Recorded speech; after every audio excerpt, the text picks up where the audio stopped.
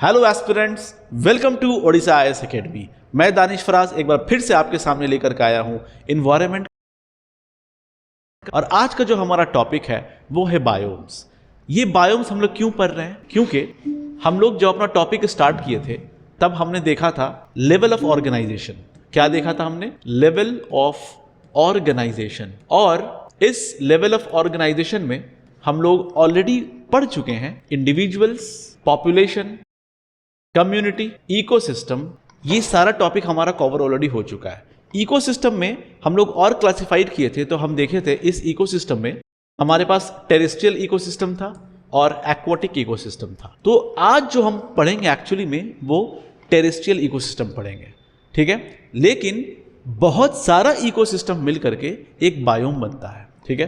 तो इकोसिस्टम के बाद जो आता है वो होता है बायोम। तो टेक्निकली हम कह सकते हैं कि हम बहुत सारा टेरेस्ट्रियल इकोसिस्टम पढ़ेंगे जिसे हम कहते हैं बायोम्स, ठीक है। चलिए, तो बायोम्स को समझने के लिए कुछ बेसिक ज्योग्राफी वाली कॉन्सेप्ट बहुत ज़रूरत है। अगर वो कॉन्सेप्ट नहीं होगा तो आपको बायोम्स बिल्कुल भी मज़ा नहीं आएगा। उससे पहले कुछ कॉन्सेप्ट्स जाने से पहले हम पहले समझते हैं कि बायोम्स की क्लासिफिकेशन क्या है। क्योंकि आप जब बायोम्स पढ़ेंगे तो बहुत सारे बुक्स में अलग अलग तरह की क्लासिफिकेशन है, फिर भी उस चीज को मैं जनरलाइज करके आपके सामने प्रेजेंट करना चाहता हूं। इस बायोम को हम लोग ट्रॉपिकल बायोम में बांट सकते हैं, टेम्परेट बायोम कह सकते हैं, डेजर्ट बायोम कह सकते हैं, प्लस तुंद्रा बायोम हम कह सकते हैं। अच्छा, इस ट्रॉपिकल में फर्दर हम लोग देखेंगे tropical evergreen biome, tropical grassland. मैं बहुत शॉर्ट लिख रहा हूं, मैं फिर से रिपीट कर दे रहा हूं। This is tropical evergreen, this is tropical grassland. अच्छा, टेम्परेट के अंदर हम देखेंगे टेम्परेट ग्रासलैंड। अच्छा, coniferous, temperate deciduous, temperate deciduous. अच्छा, ये डेजर्ट बायोम है और ये तुंद्रा बायोम है। इसको हम ऐसे भी समझते हैं कि फॉरेस्ट इकोसिस्टम। अगर हम फॉरेस्ट इकोसिस्टम की बात करें तो हम कहेंगे कि हमारे पास एक कॉनिफेरस फॉरेस्ट होता है, एक टेम्परेट फॉरेस्ट होता है और एक ट्रॉपिकल फॉरेस्ट होता है। ध्यान से समझिएगा, मैं आपको अलग अलग तरीके का क्लासिफिकेशन बता रहा हूँ। हमारे पास फॉरेस्ट इकोसिस्टम भी होता है, ठीक है। तो फॉरेस्ट इकोसिस्टम अगर हम बात करें तो आप इसको आप हटा दीजिए, इसके अलावा ये जितना है this is your forest ecosystem, ठीक है। अच्छा, एक चीज और नोटिस करेंगे, दिस इज योर ग्रासलैंड। अब इस ट्रॉपिकल ग्रासलैंड को हम लोग कहते हैं सवन्ना। इस ट्रॉपिकल ग्रासलैंड को हम लोग कहते हैं सवन्ना और टेम्परेट ग्रासलैंड को हम कहते हैं स्टेपे। अभी बस आप सिर्फ नाम सुनिए, जैसे ही आप आगे बढ़ेंगे या हम आपके साथ आगे बढ़ेंगे तो आपको पूरा क्लियर होता जाएगा, ठीक है। अच्छा, इस टेम्परेट कॉनिफेरस को हम कहते हैं बोरियल फॉरेस्ट या ताइगा। याद रखिएगा इस चीज को।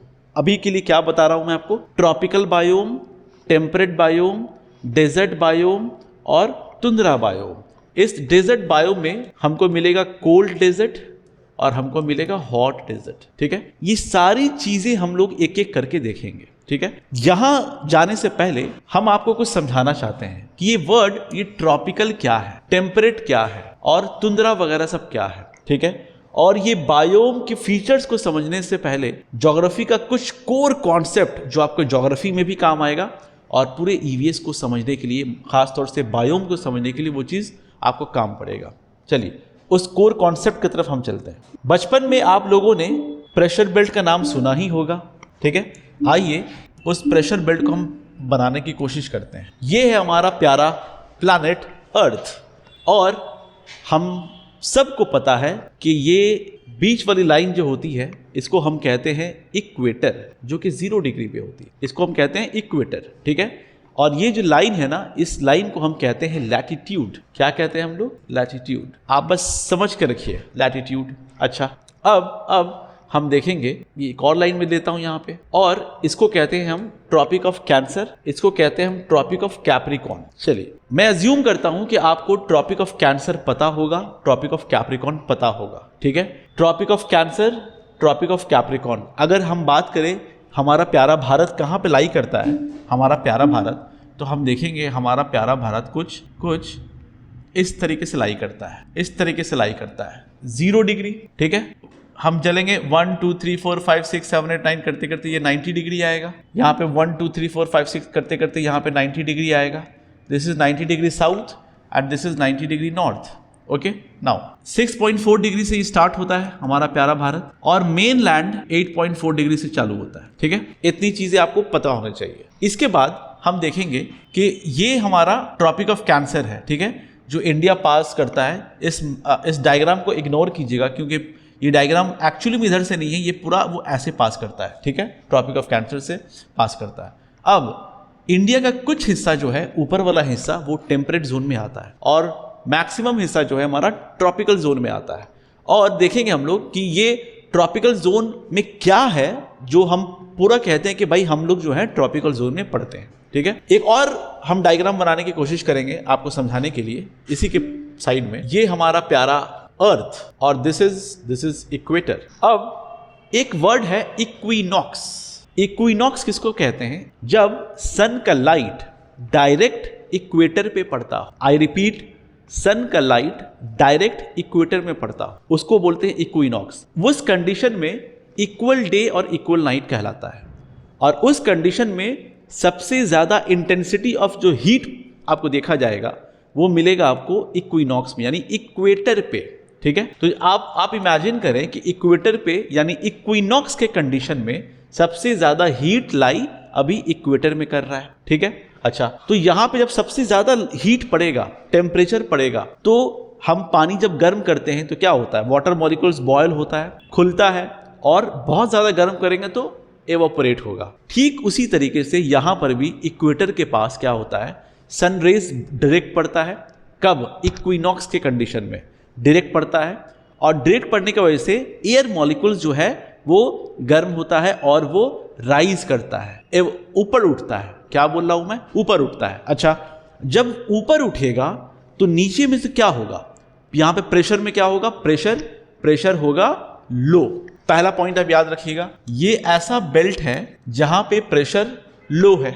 अच्छा, अब ये प्रेशर किसको कहते हैं? एकदम सीधा साधा लेमैन लैंग्वेज में बात करें, हमारा अर्थ जो है एक ब्लैंकेट में घिरा है, एक गिलाफ है। ठीक है, उस गिलाफ को कहते हैं हम लोग एटमॉस्फेयर। उस एटमॉस्फेयर में बहुत सारा गैसेस वगैरह है। ठीक है, अब आप इसको प्रैक्टिकली ऐसे आप इमेजिन कर सकते हैं कि आपके घर में अगर एसी है, सारे रूम बंद कर दें और एसी चालू करें तो जो एयर है वो तो है, एसी जब चालू करेंगे तो एक्स्ट्रा गैसेस निकलता है उसमें से। अब वो एक्स्ट्रा गैसेस कभी कभी क्या होता है कि आपका बॉडी जो है ना पेन करने लगेगा। एसी में ज़्यादा देर रहिएगा आपका बॉडी पेन करने लगेगा। तो क्यों पेन करता है? एक्स्ट्रा गैसेस का आपके ऊपर प्रेशर पड़ता है। तो ये प्रेशर क्या है? एयर का पैकेट है जो आपको दबा के रखा हुआ है। ये नॉर्मल लैंग्वेज में, बुकिश डेफिनेशन में मैं नहीं जाता हूं। ठीक है, तो ये जो एयर का पैकेट है ये गर्म हो, जब गर्मी पड़ रहा है ना तो ये ऊपर उठ रहा है। ये क्या हो रहा है? ये ऊपर उठ रहा है, एयर राइज कर रहा है, असेंड। इसको क्या कहते हैं हम? असेंड। अच्छा, फिर से मैं कह रहा हूं, जब टेम्परेचर पड़ता है एयर मॉलिक्यूल्स राइज करता है, यानी असेंड हो रहा है। तो वो एयर जो नीचे में था वो जब खाली होगा तो क्या होगा? प्रेशर कम पड़ेगा, यानी लो प्रेशर हो जाएगा। तो याद रखिएगा, लो प्रेशर का रीजन यही है। यहां पे टेम्परेचर के वजह से लो प्रेशर हो रहा है। याद रखिएगा, टेम्परेचर के वजह से लो प्रेशर हो रहा है। ठीक है, अच्छा, ये जो ऊपर उठ रहा है इसको हम कहते हैं कन्वेक्शन करंट। क्या कहते हैं हम इसको? Convection current. पॉइंट सब आप नोट करते जाएं। ठीक है, अब ये हवा ऊपर उठ रहा है। अब याद रखिएगा, हवा दो तरीके से ब्लो करता है। एक, अगर ये हमारा अर्थ है तो ये अर्थ सीधा ऐसे उठना, और एक मूवमेंट होगा हवा का ऐसे। ठीक है, एक मूवमेंट होगा हवा का ऐसे। याद रखिएगा चीज को, एक मूवमेंट हवा का ऐसे होगा। तो एक वर्टिकल मूवमेंट ऑफ एयर होता है और एक हॉरिजेंटल मूवमेंट ऑफ एयर होता है। तो ये दो टर्म्स भी आप लेते जाइए। जो वर्टिकल मूवमेंट है, जो मैं अभी बोला कि ये इक्वेटर पे सनरेज पड़ रहा है, एयर मॉलिक्यूल्स गर्म हो रहा है और एयर राइज कर रहा है, इसको हम कन्वेक्शन का नाम दे रहे हैं। ठीक है, तो ये कैसा हो गया? ये है वर्टिकली। अच्छा, अगर हवा हॉरिजॉन्टली बहता है, हवा अगर हॉरिजॉन्टली होता है, उसको हम कहते हैं एडवेक्शन करंट। ये चीज पहले माइंड में रखिएगा, एडवेक्शन करंट। मैं एक एक करके कॉन्सेप्ट बिल्डअप करूंगा, तभी जाकर के आगे आपको बायोम्स या टेरेस्ट्रियल इकोसिस्टम हो या एक्वाटिक इकोसिस्टम हो, वो आपको एक्चुअली में समझ में आएगा। ठीक है, चलिए अब अभी मैंने आपको बात किया कि यहाँ पे एक और बेल्ट हम बनाते हैं, ठीक है। अच्छा, अब ये एयर यहाँ से राइज कर रहा है, राइज करने के बाद हाईएस्ट कहाँ तक जाएगा, ये ट्रोपोपॉज के पास जाएगा, ट्रोपोपॉज तक जाएगा। क्या जाएगा? ट्रोपोपॉज। जिन बच्चों को ट्रोपोपॉज नहीं पता है वो ध्यान से सुन ले। अर्थ के ऊपर जो एटमॉस्फेरिक लेयर है, जो सबसे पहला लेयर है, वो है ट्रोपोस्फियर, और ट्रोपोस्फियर का एंड जो होता है वो होता है ट्रोपोपॉज, ठीक है। यानी ये अगर हमारा अर्थ है और इसके ऊपर जो पहला लेयर है, दिस इज योर ट्रोपोस्फियर, और ट्रोपोस्फियर का जो एंड होगा हमारा, मतलब इसको बोलेंगे हम ट्रोपोपॉज। तो यहां तक एयर राइज करेगा और बिखर जाएगा, मतलब यहां पे एयर राइज कर रहा है और बिकॉज ऑफ द रोटेशन वो मूव करेगा, कहां जाएगा?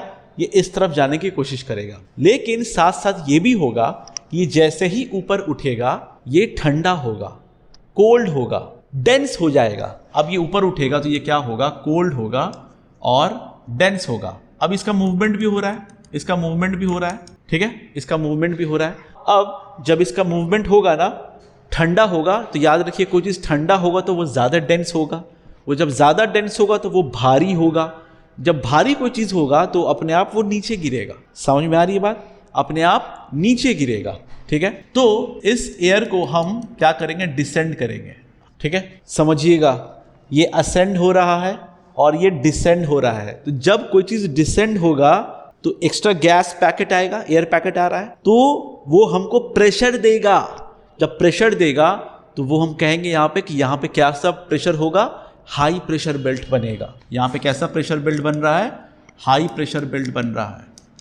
अब समझिएगा, ये जो रीजन है, ये जगह लो प्रेशर जो बेल्ट बन रहा है, ठीक है, यहाँ पे एयर असेंड कर रहा है और यहाँ पे डिसेंड कर रहा है। तो जहाँ पे असेंड करेगा ना, ये ऊपर में क्लाउड फॉर्मेशन करेगा। यहाँ पे क्या बनेगा? क्लाउड फॉर्मेशन करेगा, क्लाउड, और बहुत सारी बारिश होगी इस रीजन पे, बहुत सारी बारिश होगी। ये इक्वेटर है, इक्वेटर के 5 डिग्री ले लेते हैं, 5 डिग्री नॉर्थ, 5 डिग्री साउथ ले लेते हैं। अब ये वो जगह है जहाँ पे लो प्रेशर बेल्ट है, बहुत बारिश होती है और डेली बारिश होती है और 4 बजे बारिश होती है। तो इसको हम लोग यहाँ पे कहते हैं कन्वेक्शनल रेनफॉल।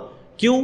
क्योंकि कन्वेक्शन करंट से उठ रहा है, कन्वेक्शन रेनफॉल। साथ ही साथ इसको कहते हैं हम लोग टोरेंशियल रेनफॉल, ठीक है, इसको याद रखिएगा। और ये है हाई प्रेशर बेल्ट। तो कोई चीज़ नीचे डिसेंड जब कर रहा है, तो यहाँ पे क्लाउड फॉर्मेशन नहीं होता है। तो ये वो बेल्ट है जहाँ पे आपको रेनफॉल आपको ना के बराबर देखने का मिलेगा और कम मिलेगा देखने को, ठीक है। याद रखिएगा, डिसेंड के वक्त में बारिश आपको देखने को नहीं मिलेगा। एयर जब राइज होगा तभी बारिश आपको देखने को मिलेगा। अच्छा, तो ये एक कॉन्सेप्ट है जहां लो प्रेशर बेल्ट हो रहा है और हाई प्रेशर बेल्ट हो रहा है। और ये जो लो प्रेशर हो रहा है, इसका रीजन है गर्मी, ठीक है, यानी थर्मल रीजन है। इसका रीजन क्या है? थर्मल। ये जो हो रहा है थर्मल। अच्छा, इसको ये कैसे हो रहा है? ये मूवमेंट की वजह से हो रहा है, अर्थ के रोटेशन से ये इधर जा रहा है और भारी होने की वजह से वो डिसेंड कर जा रहा है, ठीक है। इसको कहेंगे हम लोग डायनामिक। इसका यहाँ पे हाई प्रेशर बेल्ट क्यों बन रहा है? डायनामिक रीजन की वजह से। डायनामिक ये है थर्मल रीजन, याद रखिएगा।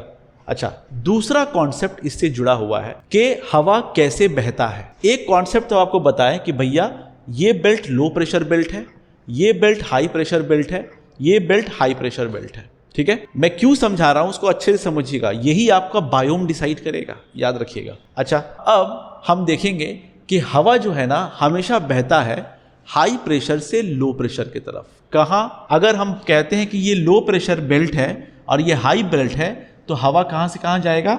High pressure to low pressure. मतलब ऐसे हम कर सकते हैं, high pressure to low pressure, high pressure to low pressure. तो ये ऐसे जाएगा। इतनी बातें क्लियर है? अच्छा, अब जब हाई से लो की तरफ जा रहा है तो उसका डायरेक्शन क्या एकदम सीधा होगा? आंसर होगा नहीं, इसका डायरेक्शन सीधा नहीं होगा। क्यों नहीं होगा? क्योंकि जमीन घूम रही है वेस्ट टू ईस्ट, ठीक है, वेस्ट टू ईस्ट। अब आपको एक प्रैक्टिकल एक्सपेरिमेंट करने के मैं बोलूँगा कि आप जाइए घर पे और एक कागज़ का टुकड़ा लीजिए, ठीक है। उस कागज़ के टुकड़ा में एक स्केल रखिए, आप एक स्केल रखिए और किसी को बोलिए उस स्केल में सीधा लाइन खींचे और उस कागज के टुकड़े को किसी को बोलिए कि वो मूव करे, ठीक है, और लाइन स्केल रहेगा, वो सीधा जाएगा। अब जब कागज के टुकड़े का मूव करेंगे ना और इस लाइन सीधा खींचेंगे और उसके बाद जब देखेंगे कागज को तो आपको लाइन सीधा नहीं दिखेगा, आपको लाइन कुछ इस कागज के टुकड़ा में इस तरीके से दिखेगा, ठीक है। क्या हो रहा है, ये डिफ्लेक्ट हो गया। क्यों? Because of the rotation. इसको हम कहते हैं कोरियोलिस फोर्स। कोरियोलिस नामी पर्सन ने इस चीज को बताया था कि कोरियोलिस फोर्स होता है, क्या होता है, विंड डिफ्लेक्ट करता है बिकॉज ऑफ द रोटेशन। ध्यान से समझिएगा क्या बोल रहा हूं मैं, क्या फोर्स लग रहा है यहाँ पे, कोरियोलिस फोर्स। कोरियोलिस फोर्स में क्या बताया जा रहा है कि विंड डिफ्लेक्ट होता है। कोरियोलिस फोर्स क्या बता रहा है, याद रखिएगा, विंड डिफ्लेक्ट होता है। अच्छा, कहां डिफ्लेक्ट होता है ये बताता है फेरेल्स लॉ, ये बताता है फेरेल्स लॉ। तो कहां डिफ्लेक्ट हो रहा है, नॉर्दर्न हेमिस्फीयर में राइट हैंड साइड डिफ्लेक्ट हो रहा है, सदर्न हेमिस्फीयर में लेफ्ट हैंड साइड डिफ्लेक्ट हो रहा है। फिर से मैं लिखता हूं, मैं क्या बोला, मैं नॉर्दर्न हेमिस्फीयर में राइट हैंड साइड डिफ्लेक्ट हो रहा है, सदर्न हेमिस्फीयर में लेफ्ट हैंड साइड डिफ्लेक्ट हो रहा है। अच्छा, तो इसका क्या मतलब हुआ, इसको माइंड में रखिएगा। Coriolis force is talking about only the deflection of the wind because of the rotation of the earth. Okay, now Ferrel's law क्या बोलता है, फेरेल्स लॉ डायरेक्शन बता रहा है कि डिफ्लेक्ट हो रहा है। कोरियोलिस ने बोला, फेरेल्स ने बताया कि भाई डिफ्लेक्ट कैसे हो रहा है, किस डायरेक्शन में हो रहा है। तो नॉर्दर्न हेमिस्फीयर में, यानी नॉर्दर्न हेमिस्फीयर में इक्वेटर से ऊपर राइट हैंड साइड में होगा, सदर्न हेमिस्फीयर में इक्वेटर से नीचे लेफ्ट हैंड साइड होगा। तो कैसे होगा, अब देखिए, इसका पॉइंट सोर्स है हाई प्रेशर से लो प्रेशर की तरफ आना, हाई प्रेशर से लो प्रेशर की तरफ आना। तो ऊपर से जो नीचे आएगा पॉइंट सोर्स, यानी अगर हम ऐसे हैं, आपको देख रहे हैं, तो मेरा राइट ये होगा, इस डायरेक्शन में जाएगा। तो हम कह सकते हैं कि ये ऐसे आ रहा है, ठीक है। अच्छा, ये इक्वेटर के नीचे है, यानी ये सदर्न हेमिस्फीयर में है। फेरेल्स लॉ कहता है कि सदर्न में लेफ्ट हैंड साइड है, तो अब लेफ्ट हैंड साइड में हम ऐसे हैं तो ऐसे जाएगा हमारा लेफ्ट हैंड साइड, ठीक है। तो ये देखिए, ध्यान से समझिएगा इस चीज को। अब आप याद रखिएगा, दो चीज मैंने बताया, एक तो प्रेशर बेल्ट बताया मैं, ये लो प्रेशर है इक्वेटर वाला रीजन, ये हाई प्रेशर बेल्ट है और ये भी हाई प्रेशर बेल्ट है। हाई से लो हमारा एयर का मूवमेंट ऐसा हो रहा है। अच्छा, अब ये जो आ रहा है, आप देखिए, ये ईस्ट की तरफ से आ रहा है, ये भी ईस्ट की तरफ से आ रहा है, इसलिए इसको हम लोग कहते हैं ईस्टर्लीज, और ट्रेड विंड भी इसको कहा जाता है। इसको क्या कहते हैं हम लोग, ईस्टर्लीज। अब ये जो डायरेक्शन है ना, ये आपको पानी भी यहाँ पे जो होगा ना, यहाँ पे जो ओशन होगा, उसका भी मूवमेंट ये डिसाइड करेगा। ये आज आप याद रखिएगा इस चीज़ को।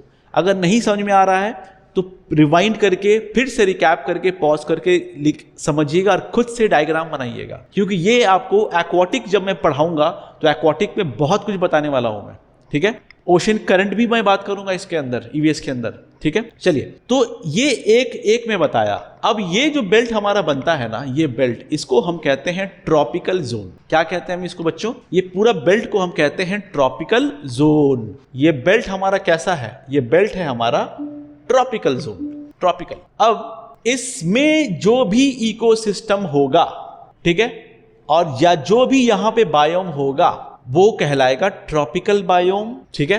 ध्यान से समझिएगा, मैं आपको समझाना चाह रहा हूं ये वर्ड कि ट्रॉपिकल का मतलब क्या हुआ। ट्रॉपिकल बायोम में भी हम देखेंगे एवरग्रीन होगा और ग्रासलैंड होगा, ये आगे समझाऊंगा मैं आपको। तो ट्रॉपिकल का मतलब ये हुआ। चलिए आगे बढ़ते हैं। अच्छा, अब अब इसको समझिए आप। एक तो ये हो गया, ये 90 डिग्री है, ठीक है, ये भी 90 डिग्री है, मतलब 90 डिग्री नॉर्थ, 90 डिग्री साउथ में। ये बहुत ठंडा है, क्यों, क्योंकि यहाँ पे टेम्परेचर ज़्यादा पहुँच ही नहीं रहा है, यानी टेम्परेचर सन का रेज डायरेक्टली वहाँ पे पड़ ही नहीं रहा है। जब सन का रेज वहाँ पे जब नहीं पड़ेगा तो वो क्या होगा, वो रीजन ठंडा कहलाएगा। ये भी साउथ पोल भी हमारा ठंडा होगा। तो जब बहुत ज़्यादा ठंड होगा वहाँ पे तो क्या होगा, प्रेशर, वो हाई प्रेशर होगा। यहाँ पे क्या होगा, हाई प्रेशर बेल्ट होगा। यहाँ पे क्या होगा, हाई प्रेशर बेल्ट होगा। क्लियर है। अच्छा, उसके कंपैरिजन में हम देखेंगे एक और बेल्ट हम यहाँ पे ड्रॉ करते हैं ये सब पोलर बेल्ट है। इसको हम क्या बोल रहे हैं, सब पोलर बेल्ट है। और इसके कंपैरिजन में ये होगा लो प्रेशर। अब क्यों होगा, डायनेमिक है, डायनेमिक है, ये रीजन याद रखिएगा क्या है ये, डायनेमिक, ठीक है। यहां पर भी मैं लाइन खींच दूं अगर, तो ये भी हो जाएगा सब पोलर लो प्रेशर, सब पोलर लो प्रेशर। ध्यान से समझिएगा, ये हाई प्रेशर, ये वाला हमारा हाई प्रेशर, ये लो प्रेशर, ये हाई प्रेशर, ये वाला लो प्रेशर, ठीक है। तो समझिएगा इस चीज को अच्छी तरीके से, ये हाई प्रेशर बन रहा है थर्मल रीजन के वजह से, यानी टेम्परेचर के वजह से। टेम्परेचर नहीं है इसीलिए वहां पे हाई प्रेशर है, ये भी टेम्परेचर के वजह से, थर्मल रीजन की वजह से बन रहा है। ये जो लो प्रेशर बन रहा है ये डायनेमिक की वजह से बन रहा है, डायनेमिक की वजह से बन रहा है, ठीक है। मूवमेंट हो रहा है, अब इस मूवमेंट से भी क्या हो, मूवमेंट भी हो रहा है, ठीक है। मूवमेंट से भी क्या होता है, एयर राइज करने लगता है, एयर राइज करने लगता है, और इसके कंपैरिजन में ये इतना ठंडा है कि इसके कंपैरिजन में ये लो प्रेशर भी कहलाता है। बहुत सारा थ्योरीज है, उस थ्योरीज पे हमको अभी नहीं जाना है। आप सिर्फ इतना समझिए कि पोलर नॉर्थ जो 90 डिग्री है वो थर्मल रीजन की वजह से हाई प्रेशर है, बहुत ठंडा है, सनरेज नहीं पड़ रहा है, तो ये एकदम डेंस है, कोल्ड है, तो वहां पे क्या है, हाई प्रेशर है। साउथ पोल में भी हाई प्रेशर है, यहां पे सब पोलर ये लो प्रेशर क्रिएट कर रहा है इसके कंपैरिजन में। तो मैंने क्या सिखाया अभी आपको, हाई से लो की तरफ मूवमेंट होता है। अब आप देख लीजिए, मैं फिर से मूवमेंट कराऊंगा एयर को, ठीक है, ये भी मूवमेंट होगा हमारा, ये भी मूवमेंट होगा हमारा। अच्छा, अब हाई टू लो जब जाएगा, हाई टू लो जब जाएगा तो फेरेल्स लॉ क्या कहते हैं कि नॉर्दर्न हेमिस्फीयर में अगेन राइट हैंड साइड, तो हम देखेंगे नॉर्दर्न हेमिस्फीयर में राइट हैंड साइड, ठीक है। अब ये हाई है, ये हाई प्रेशर बेल्ट है, तो ये उधर जाएगा, तो हम देखेंगे कि राइट हैंड साइड। अब ये राइट हैंड साइड कैसा होगा हमारा, ये राइट हैंड साइड कैसा होगा जब जा रहा है नॉर्थ हेमिस्फीयर में, हमारा राइट हैंड साइड ये होगा। समझ में आ रही बात? चलिए, अब इस पे नोटिस करने की बात ये है कि यहां से ये विंड आ रहा है, यहां से ये विंड जा रहा है, ठीक है। तो ये जो रीजन है ना, ये रीजन हम बात कर रहे हैं, मैं बात कर रहा हूं सिर्फ इस रीजन की, यानी इसको मैं और क्लैरिफाई यहां पे कर देता हूं आपको कि मैंने जो अभी यहां पे बनाया, मैं बनाया ये वाला पार्ट, और इसको मैंने बताया आपको कि ये लो प्रेशर है और ये वाला पार्ट हाई प्रेशर है। तो हाई से जो लो की तरफ जा रहा है तो वो कैसे जा रहा है, वो जा रहा है राइट हैंड साइड, ऐसे जा रहा है, ठीक है। इसको हम कहते हैं वेस्टर्लीज, इसको हम कहते हैं वेस्टर्लीज। क्या कहते हैं, यहां पे जो हवा मूवमेंट हो रहा है, एयर जो ब्लो कर रहा है, वो किस डायरेक्शन में कर रहा है, देख लीजिए। पॉइंट सोर्स क्या है इसका, पॉइंट सोर्स क्या है इसका, वेस्ट से आ रहा है, तो ये वेस्टर्लीज हो गया, वेस्टर्लीज हो गया। अब इस रीजन से इस रीजन को हम कहते हैं टेम्परेट जोन, याद रखिएगा, टेम्परेट जोन। क्या कहते हैं बच्चों, हम कहते हैं इसको टेम्परेट जोन। अब इस रीजन में जो भी बायोम होगा, यानी मल्टीपल इकोसिस्टम होगा, वो टेम्परेट बायोम कहलाएगा। इस रीजन में जो भी इकोसिस्टम होगा, यानी मल्टीपल इकोसिस्टम होगा, तो हम कहेंगे इस रीजन को ट्रॉपिकल बायोम। दो बायोम मैंने आपको इस मैप में समझाया और दो चीज बताया, एक प्रेशर बेल्ट और एक विंड का भी मूवमेंट मैं बता रहा हूं। ये विंड का मूवमेंट मैं अभी इसलिए बता रहा हूं क्योंकि आगे वाले एक लेक्चर में आपको काम आएगा। अच्छा, अब मैंने अभी बताया कि ये पोलर हाई है, ठीक है, ये पोलर हाई है, तो यहां पे विंड का मूवमेंट कैसे होगा बच्चों, कैसा होगा। फेरेल्स लॉ कहते हैं राइट हैंड साइड, अगर विंड का सोर्स ऐसे है यानी ऐसे है तो राइट हैंड साइड ये हो गया हमारा, तो मैं इसको राइट हैंड साइड कर दे रहा हूं। अगेन देखिए, इसका सोर्स क्या है, ईस्ट से आ रहा है, तो इसको यहां पे जो एयर का मूवमेंट हो रहा है ना, तो इसको हम कहते हैं ईस्टर्लीज, इसको हम कहते हैं ईस्टर्लीज। टेम्परेट जोन पे जो हवा बह रहा है ना, उसको हम कहते हैं वेस्टर्लीज। ट्रॉपिकल में जो हवा का जो मूवमेंट है ना, इसको भी कहते हैं हम ईस्टर्लीज। सेम चीज यहां पे आपको देखने को मिलेगा। ये अगेन टेम्परेट जोन है, टेम्परेट जोन है, ठीक है, और ये है हमारा पोलर हाई, पोलर हाई। अगर हम यहां पर भी हम आपको एयर का मूवमेंट दिखाएं तो आपको पता क्या चलेगा कि ये सदर्न बेल्ट है, सदर्न हेमिस्फीयर है। अब ये सदर्न हेमिस्फीयर का मतलब ये हाई प्रेशर है हमारा, देख लीजिए ये हाई प्रेशर है, आराम से देखिएगा, नहीं समझ में आए तो बार बार रिकैप करके आप देखेंगे, हाई प्रेशर है। अब हाई से जब हम, ये लो प्रेशर है, लो प्रेशर क्यों है, डायनेमिक रीजन से लो प्रेशर है, ये इतना हाई है कि इसके कंपैरिजन में ये लो कहलाता है, plus rotation of the movement से एयर राइज करता है, जहां पे भी लो प्रेशर होगा वहां पे एयर राइज करेगा, ठीक है, राइज करेगा। अच्छा, और क्या है, अब यहां पे समझेंगे हम लोग कि हाई से लो कैसे जाएगा, तो आप इमेजिन करें कि ये सदर्न हेमिस्फीयर है, कोरियोलिस कहता है विंड डिफ्लेक्ट होगा, फेरेल्स कहते हैं कि सदर्न हेमिस्फीयर में लेफ्ट हैंड साइड मूवमेंट होगा, ऐसा मूवमेंट होगा, ऐसा ऐसा, यानी ये ऐसा जाएगा। आई होप आप कैच कर पा रहे होंगे, लेफ्ट हैंड साइड जा रहा है, लेफ्ट हैंड साइड जा रहा है अकॉर्डिंग टू फेरेल्स लॉ। ठीक है, ये हाई प्रेशर बेल्ट है, अगेन ये सदर्न हेमिस्फीयर में है तो लेफ्ट हैंड ही जाएगा, लेकिन हाई से लो जाएगा तो इसका पॉइंट सोर्स ऐसे रहेगा। जब ऐसे रहेगा तो सीधा बिल्कुल भी नहीं रहेगा, ये लेफ्ट हैंड में जाएगा, लेफ्ट जाएगा। तो लेफ्ट का मतलब यहां पे मैं इसको ऐसे कर दे रहा हूं। अगेन ये बेल्ट फिर से वो क्या होगा, वेस्टर्लीज। ये बेल्ट क्या कहलाएगा, पॉइंट सोर्स क्या है इसका, वेस्ट की तरफ से आ रहा है ना, वेस्ट की तरफ से आ रहा है, तो ये पॉइंट सोर्स कहलाएगा हमारा वेस्टर्लीज। ये पॉइंट सोर्स क्या है, ईस्ट से जा रहा है, तो ये कहलाएगा हमारा ईस्टर्लीज। इतनी बातें क्लियर है। तो अभी तक हमने आपको क्या सिखाया, हमने आपको सिखाया कि ये जो बेल्ट है हमारा, इसको कहते हैं ट्रॉपिकल जोन, इसको कहते हैं हम लोग टेम्परेट जोन, और इसको कहते हैं पोलर जोन। ठीक है, समझ में आया। अब इस जगह पे जो भी बायोम्स रहेगा वो कहेंगे ट्रॉपिकल बायोम, इस जगह पे जो भी बायोम रहेगा वो हम कहेंगे टेम्परेट बायोम, और ये जो है एकदम ठंडा कूल वाला रीजन यहाँ पे मिलेगा। जैसे ऊपर में है वैसे ही हमारा ठंडा कूल डर्मिकूल पाउडर ये नीचे में मिलेगा आपको। ठीक है, अच्छा, और क्या, आई होप ये मैं आपको समझा पाया हूँगा। आप अगर कुछ भी कंफ्यूजन होगा तो बार बार रिवाइंड करके सुनिएगा, क्योंकि पूरा कोर कॉन्सेप्ट है। ज्योग्राफी बोलिए या ईवीएस का जो बायोम समझाना है मुझे, चाहे वो बोलिए। ठीक है, तो ये एक कोर कॉन्सेप्ट है जो आपको समझना है। अच्छा, और इसमें मैं आपको क्या ऐड ऑन करता हूं, इसमें एक तो चीज मैं बोला आपको कि भैया अगर ऐसे उठ रहा है हवा, ऐसे vertically, that is your convection current. ऐसे जो हवा का मूवमेंट मैंने आपको दिखाया, this is your advection current. यहां तक क्लियर है? ठीक है, अच्छा, और क्या, Coriolis force, wind deflect because of the rotation. Ferrel's law, कैसा डिफ्लेक्शन, नॉर्दर्न हेमिस्फीयर में right hand side, southern hemisphere में लेफ्ट हैंड साइड। इससे जुड़ा हुआ एक और है बे बैलेट्स लॉ, बस नोट कर लें। बे बैलेट्स लॉ ये भी बताता है आपको प्रेशर और डायरेक्शन बताता है, Buys Ballot's law.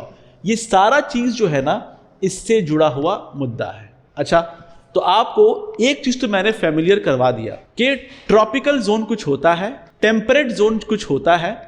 Temperate zone वो होता है जहां पे वेस्टर्लीज है। वेस्टर्लीज क्यों बोल रहा हूं, इसका पॉइंट सोर्स देखिए कहां से आ रहा है, इधर ईस्ट है, इधर वेस्ट है, हवा इधर से जा रहा है ना, इसलिए हम लोग इसको वेस्टर्लीज बोल रहे हैं। ठीक है, इसको ईस्टर्लीज क्यों बोल रहे हैं, क्योंकि हवा किधर से आ रहा है, इधर ईस्ट है, इधर वेस्ट है, इधर से आ रहा है ना, इसलिए हम इसको ईस्टर्लीज बोल रहे हैं। सेम कॉन्सेप्ट यहां पर भी है, हवा इधर से जा रहा है, ईस्टर्लीज बोल रहे हैं, हवा इधर से आ रहा है, पॉइंट सोर्स, इसलिए इसको वेस्टर्लीज बोल रहे हैं। इतनी बातें तो एकदम दिमाग में अपने बैठा लीजिए, जब तक कि आपको 2 गार्ड आपके साथ नहीं मिल जाए, यानी आपको जब तक जॉब नहीं मिल जाए, कम से कम उस वक्त तो बैठाना ही है, जॉब के बाद भी बैठाना है, क्योंकि आपके आने वाले जो नस्ल होगी ना, उसको कौन पढ़ाएगा? क्या आप महंगी कोचिंग में 1-1 लाख रुपया वेस्ट करेंगे वहां पे? नहीं, आप सीखिए, अपने बच्चों को सिखाइए। ठीक है, अच्छा, उसके बाद हम आते हैं वापस से बायोम में। ये देखिए, अब हम बात करेंगे इसमें बात करेंगे the main biomes in the world. पहले हम बायोम्स का कुछ नाम आपको सुना देते हैं।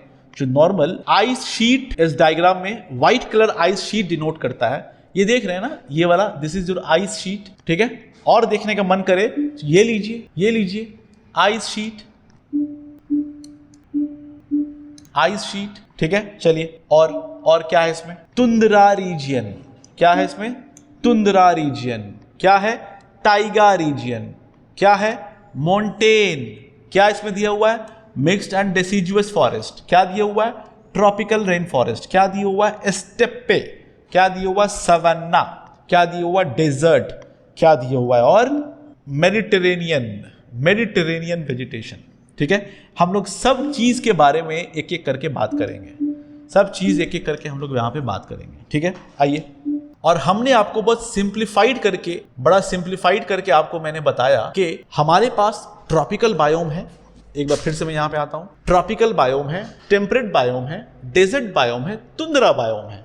तो हम आपको यहां से उठा के लेके चलते हैं, यहां से तुंद्रा तुंद्रा, ठीक है। अब ये तुंद्रा देखिए, एकदम ऊपर वाले रीजन में ये जो थोड़ा सा वॉयलेट और पर्पल टाइप का जो कलर दिख रहा है, मिल रहा है, ये इलाका है हमारा तुंद्रा। ये क्या है? तुंद्रा रीजन, ठीक है। अच्छा, क्या आपको लगता है कि यहां पे बड़े बड़े जंगल हो सकते हैं? बिल्कुल भी नहीं, बिल्कुल भी नहीं। पोल के पास है, अभी हमने बात किया पोल, ठंडा वाला इलाका, ठीक है। अच्छा, और एक चीज नोटिस कीजिएगा, मैंने कहा था जब जहां पे हवा उठता है या जहां पे लो प्रेशर होता है वहां पे बारिश ज्यादा होती है, जहां पे हाई प्रेशर होता है वहां पे बारिश नहीं होती है, ठीक है। अब इसका जो वेजिटेशन है, ये जो बायोम है, टेम्परेचर पे डिपेंड करता है, प्रेसिपिटेशन पे डिपेंड करता है। किस पे?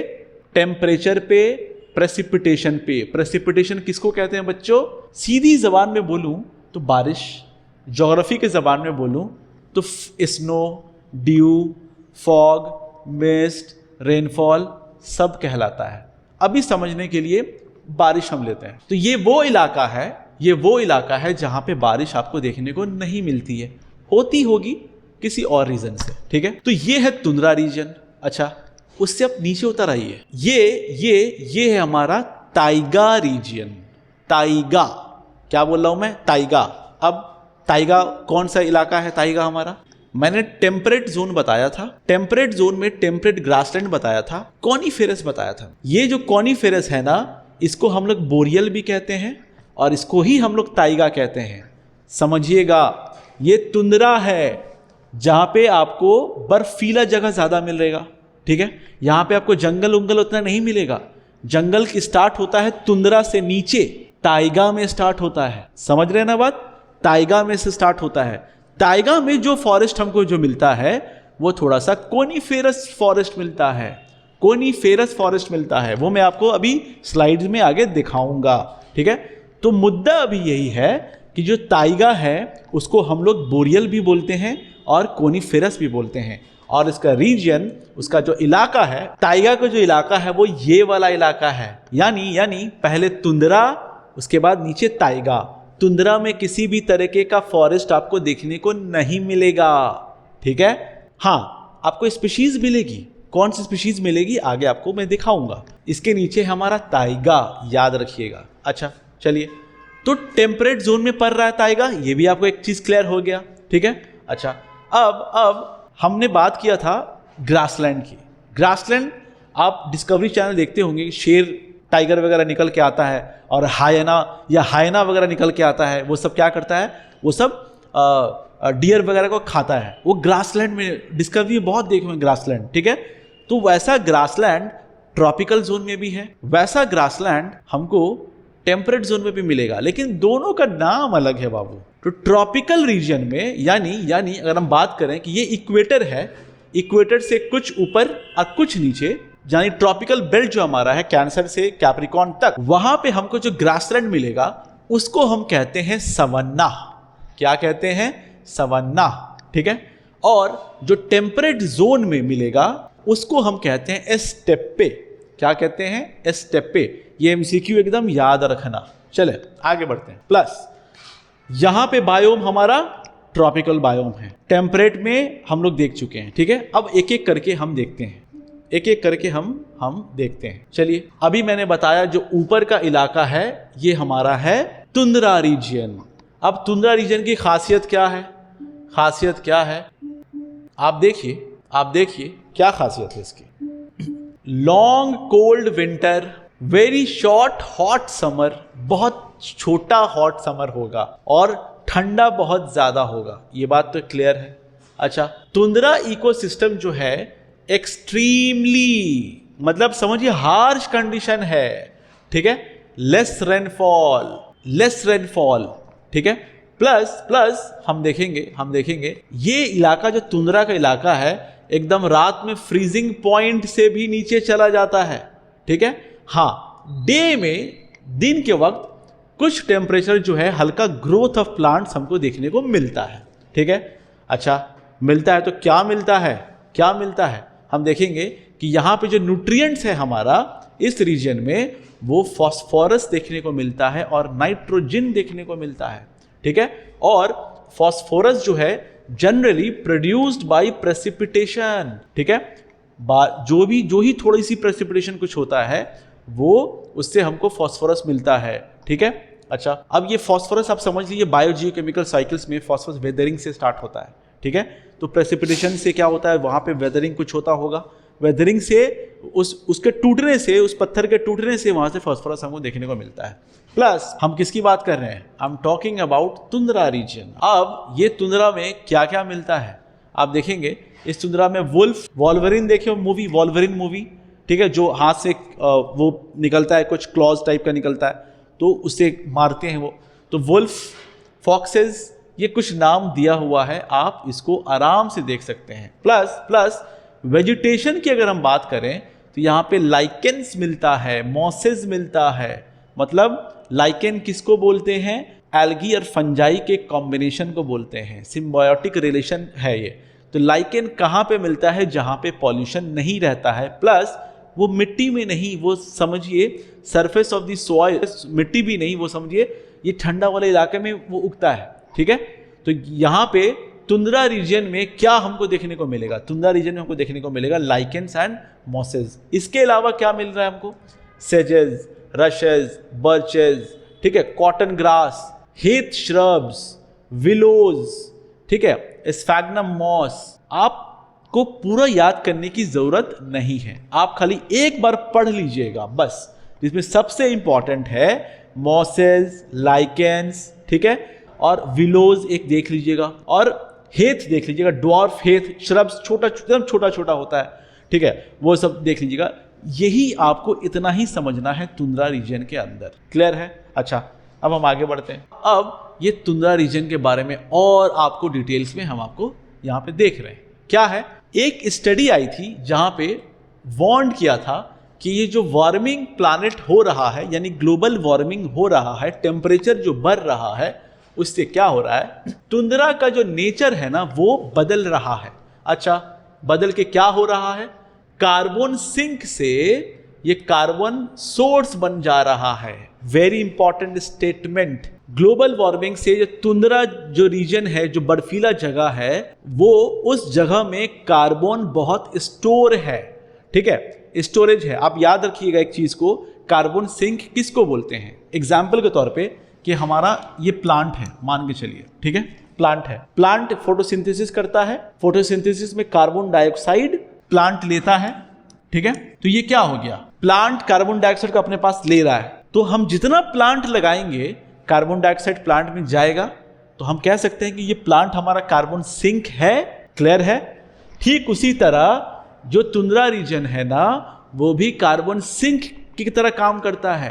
कार्बन बहुत सारा एब्जॉर्ब करके रखा हुआ है। क्यों, पानी जो रहता है ना, पानी में बहुत सारा कार्बन डाइऑक्साइड रहता है, और वो बर्फ जब बनता है ना तो कार्बन उसके अंदर रह जाता है। और एक वर्ड है परमाफ्रॉस्ट, एक वर्ड है परमाफ्रॉस्ट। फ्रॉस्ट का मतलब तो समझ ही लोगे भाई, जमना कुछ होता है, बर्फ का जमना। तो परमाफ्रॉस्ट मतलब परमानेंटली, जो हजारों साल से, मान के मैं एग्जांपल दिया हूं, लंबे समय तक जो फ्रॉस्ट रहता है ना, अगर वो पिघलना शुरू कर दे तो उससे कार्बन का एमिशन होना शुरू हो जाएगा। अब कार्बन का जब एमिशन शुरू होगा, यानी कार्बन डाइऑक्साइड का एमिशन जब शुरू होगा, तो ये जो ग्लोबल वार्मिंग जो है, मैं आपको समझाऊंगा कि ग्लोबल वार्मिंग कैसे होता है। अभी के लिए सिर्फ इतना समझिए कि कार्बन जितना ज़्यादा निकलेगा एटमॉस्फेयर में, जितना कार्बन है उतना तो ठीक है, हद से ज़्यादा जब ऐड होगा ना कार्बन डाइऑक्साइड, तो वो टेम्परेचर हीट होगा। अब वो हीट होगा तो और ये सब पिघलेगा, तो और कार्बन निकल के आएगा। तो ये स्टडी की गई है अभी कि ये तुंद्रा रीजन जो है, कार्बन सिंक से कार्बन सोर्स बन रहा है, मतलब कार्बन एमिट हो रहा है वहां से। तो ये खतरे की बात है हमारे लिए, याद रखिएगा। और तुंद्रा इकोसिस्टम एक ट्रीलेस रीजन है जो कि आर्कटिक वगैरह में पाया जाता है, या माउंटेन कोई अगर हो वर्टिकली एकदम ऊपर, उस जगह पे भी तुंद्रा होता है। मान लीजिए कि ये हमारा हिमालय है, ठीक है, तो ये जो बेल्ट होगा हमारा ऊपर में, ये समझिए थोड़ा तुंद्रा टाइप का आपको मिलेगा, फीलिंग्स आएगी। और यहां पे भी आपको लाइकेन और मॉस मिलेगा, क्लियर है। चलिए और कुछ देखते हैं, क्या कैरेक्टरिस्टिक्स हैं। अभी आपको बोल के गया हूं मैं, low temperature, short growing seasons, आप इसको अच्छा से देख लीजिएगा, लेकिन की वर्ड्स है बहुत अच्छा है। परमाफ्रॉस्ट जो मैंने अभी आपको बोला, मिनिमल प्रिसिपिटेशन, कम से कम बारिश होती है वहां पे, लिमिटेड बायोडाइवर्सिटी, यहां पे आपको बायोडाइवर्सिटी बहुत कम देखने को मिलेगा। बायोडाइवर्सिटी, बायो मतलब लिविंग थिंग्स, प्लांट और एनिमल दोनों का, डाइवर्सिटी बहुत सारा स्पीशीज, ठीक है। Limited biodiversity plus tundra region का जो कैरेक्टरिस्टिक्स है कार्बन सिंक, याद रखिएगा। कार्बन सिंक का मतलब कार्बन को जो स्टोर करके रखता है उसको कार्बन सिंक बोलते हैं। तो हमको कार्बन सिंक बहुत बढ़ाना है। कैसे बढ़ाइएगा आप? पेड़ पौधा लगाते, जितना लगेगा उतना कार्बन सिंक बढ़ेगा, ग्लोबल वार्मिंग में मदद मिलेगी। इसलिए आप लोग भी हमेशा इन्वायरमेंट को बचा के रखिए और पेड़ को जो जितना ज़्यादा अगर प्लांटेशन कर सकते हैं ना उतना ज़्यादा कीजिए, ठीक है। So this is about the tundra regions. अच्छा, now this is called taiga region, boreal forest and temperate zone. क्या बोला मैं? ये पोलर जोन था, ये टेम्परेट जोन है, ठीक है। तो तुंद्रा के नीचे टाइगा बोरियल टेम्परेट जोन में, क्लियर है। अच्छा, अब ये इलाका देख लीजिए, पूरा इलाका देख लीजिए, कुछ नॉर्थ अमेरिका में भी हमको मिल रहा है यहाँ पे, ठीक है। अब ये जंगल अगर आप देख सकते हैं ना तो देख लीजिए अच्छा से, ऐसा आपको फॉरेस्ट मिलेगा आपको, ठीक है। शायद दिख नहीं रहा होगा लेकिन ऐसा फॉरेस्ट मिलेगा आपको, याद रखिएगा। अच्छा, अब आप समझिएगा इस चीज को, ये क्या है, ठीक है। देख लीजिए, बोरियल फॉरेस्ट और taiga, world's largest land biome. आप मैप में भी देख लीजिए कि भैया यहाँ से स्टार्ट हो रहा है पूरा, बीच में कोई गैपिंग भी नहीं है, ये पूरा कवर कर रहा है। आपको लग नहीं रहा कि ये सबसे बड़ा बायोम हमको देखने को मिल रहा है, अच्छा, और क्या है, ये 8 कंट्रीज से होके गुजर रहा है। Canada, China, Finland, Japan, Norway, Russia, Sweden, USA. आप देख लीजिए, कुछ नहीं है इसके अंदर, ठीक है, कुछ नहीं है इसके अंदर, ये पूरा यहाँ से पूरा निकल के जा रहा है, ठीक है। तो ये 8 प्रिंसिपल कंट्रीज में फैला हुआ है। प्लस ये बोरियल फॉरेस्ट क्या है, हम देखेंगे कि बोरियल फॉरेस्ट जो डिफाइन किया गया है, ये हाई लैटिट्यूड में मिलता है। हाई लैटिट्यूड नोट कीजिएगा, अभी मैं आपको समझा दूंगा, जहां पे फ्रीजिंग टेम्परेचर जो है वो एकदम फ्रीजिंग टेम्परेचर टाइप से रहता है, ठंडा ज्यादा रहता है 6 से 8 महीना में। और हम देखेंगे जहां पे ट्रीज की जो हाइट हो जाती है वो हाइट होती है 5 मीटर की, और इसकी जो कैनोपी है, कैनोपी मतलब अगर ये ट्री है, ये कैनोपी है, ये 10% कवर करता है।